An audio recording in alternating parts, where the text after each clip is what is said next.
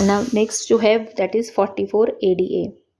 सो estimated income scheme, जैसे ऊपर हमने बिजनेस वालों के लिए किया, ऐसे ही ये प्रोफेशन के लिए है, यानी जितने भी persons those who are in profession में भी लीगल, मेडिकल, अकाउंटेंसी, इंजीनियर और any other profession notified by the board, जो आगे आप 44 AD जो अभी हमने करना है AA वाले में आपको पता चल जाएगा कौन से नोटिफाइड प्रोफेशंस हैं। तो उन सब में हम इनकम प्रज्यूम कर लेते हैं, प्रोवाइडेड ये किनके ऊपर एप्लीकेबल अगेन, और resident individual and partnership firm. And second is if they are engaged in this business, और उनकी टोटल बिजनेस रिसिप्ट्स जो हैं वो 50 लाख से ज़्यादा नहीं होनी चाहिए। तो उनके केस में हमने प्रिजम्पटिव इनकम जो है वो प्रज्यूम कर ली 50%, यानी उनकी इनकम जो है वो 50% हम इनकम प्रज्यूम कर लेते हैं कि उनकी इनकम जो है वो है।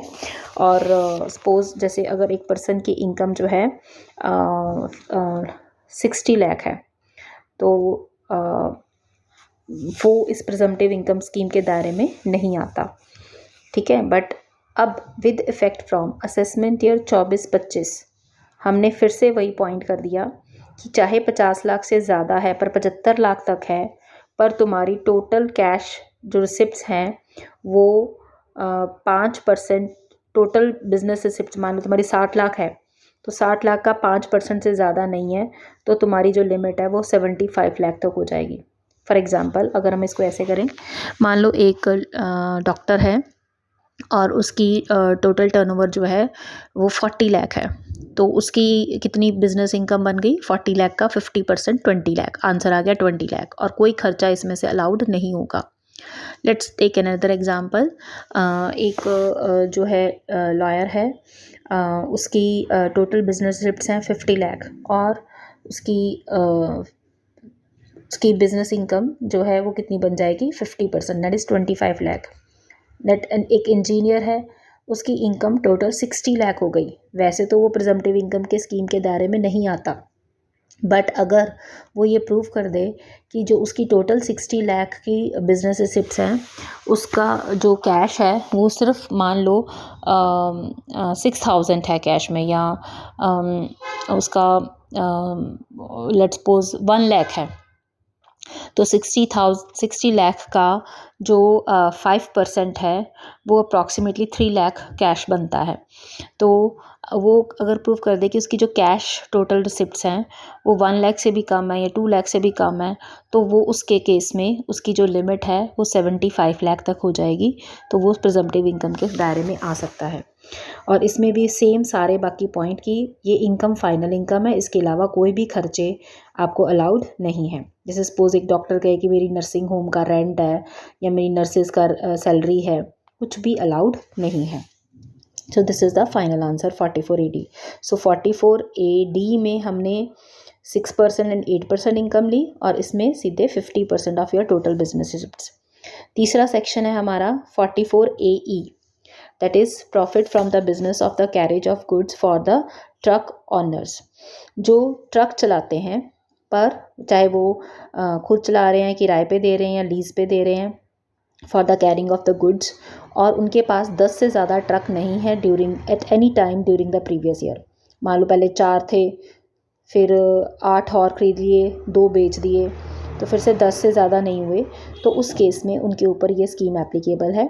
और इसमें हम आपकी फ़िक्स्ड मंथली इनकम प्रज्यूम कर लेते हैं कि इतनी फ़िक्स्ड मंथली इनकम है ही है।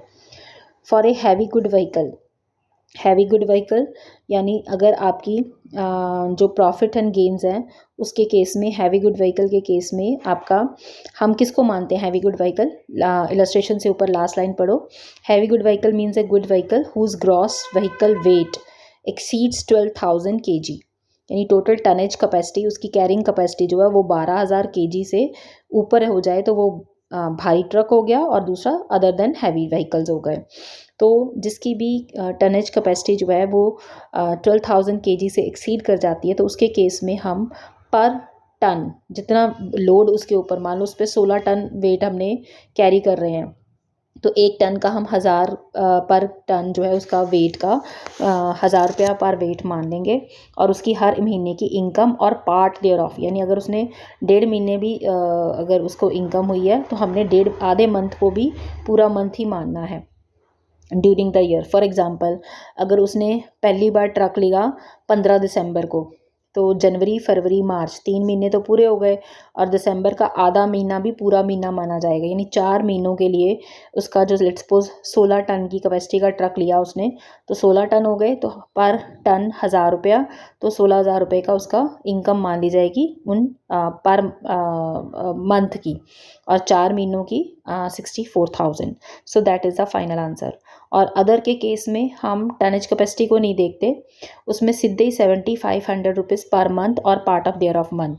सपोज उसके पास 4 छोटे ट्रक हैं, और 4 छोटे ट्रक 8 महीनों के लिए उसके पास रहे, उसके बाद उसने बेच दिए।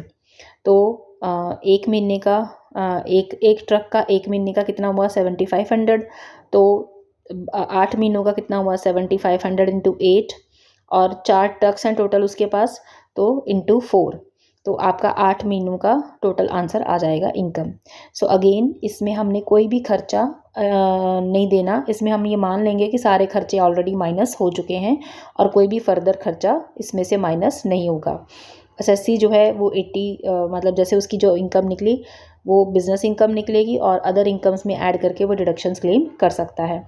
अगर एसएससी ये कंपल्शन नहीं है कि स्कीम को ऑप्ट करना ही करना है, अगर वो नहीं, मान लो वो कहता है कि नहीं मेरे को, लेट्स सपोज एक पर्सन के जो ट्रक हैं है तो उसके पास 8 ट्रक, पर वो सारा साल ट्रक चले ही नहीं, तो चाहे ना चलें हमने तब भी उसकी इनकम प्रज्यूम कर लेनी है। बट अगर वो चाहता है कि उसको उसकी एक्चुअल इनकम कम है, तो उसको पूरे अकाउंट्स भी बनाने हैं और मेंटेन भी करने और ऑडिट भी करवाने हैं, और जो रिटर्न है वो रिटर्न फाइलिंग से पहले पहले ऑडिट रिपोर्ट भी उसको 1 महीना पहले सबमिट करनी है। इसमें हम ये भी मान लेते हैं कि आपको डेप्रिसिएशन भी मिल गई, हम माइनस नहीं कर रहे डेप्रिसिएशन, पर जब बुक वैल्यू एसेट की होगी उसमें से डेप्रिसिएशन माइनस करके एसेट की वैल्यू को रिड्यूस दिखाएंगे तीनों केसेस में, 44 AD, ADA और AE में। मतलब डेप्रिसिएशन हम माइनस नहीं करेंगे, पर एसेट की बुक वैल्यू में से डेप्रिसिएशन जो बनती है उसको उतना रिड्यूस करके एसेट को उसकी रिटर्न डाउन वैल्यू पे रिड्यूस करते जाएंगे। सो that illustration we will do in the next video.